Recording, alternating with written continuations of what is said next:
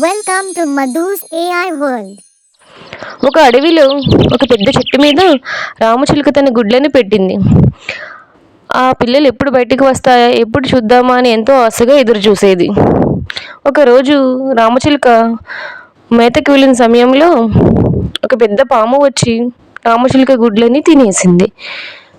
తర్వాత ఇంటికి వచ్చిన తర్వాత రామచిలుకకి గుడ్లు కనిపించకపోవడంతో చాలా బాధపడింది.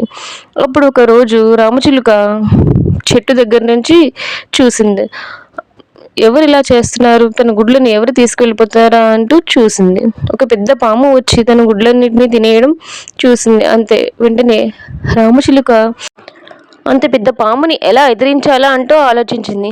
అప్పుడు తన చెట్టు కింద ఒక పెద్ద చీమల పుట్టను చూసింది.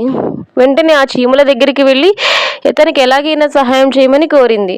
ఆ చీమల రాణి చిలుకకి సహాయం చేస్తానని మాట ఇచ్చింది. అప్పుడు పాము గుడ్ల కోసం రాగానే చీమలన్నీ ఒక్కసారిగా పాము మీద దాడి చేశాయి. పాము ఎంత తప్పించుకోవాలని చూసినా కూడా చీమలన్నీ ఆ పామును పట్టుకుని కొరికి చంపేశాయి. చీమల దాడిలో పాము చనిపోయింది. అప్పటి నుంచి చిలుక తన పిల్లలతో చాలా సంతోషంగా ఉండేది. చీమలు తనకి చేసిన సహాయానికి చిలుక ఎంతగానో కృతజ్ఞత చెప్పింది. నీతి: మనం కలిసి ఉంటే ఎంత పెద్ద శత్రువునైనా ఎదిరించవచ్చు. మనం చిన్నవాళ్ళమైనా కూడా కలిసి ఉంటే పెద్ద సమస్యను కూడా జయించవచ్చు.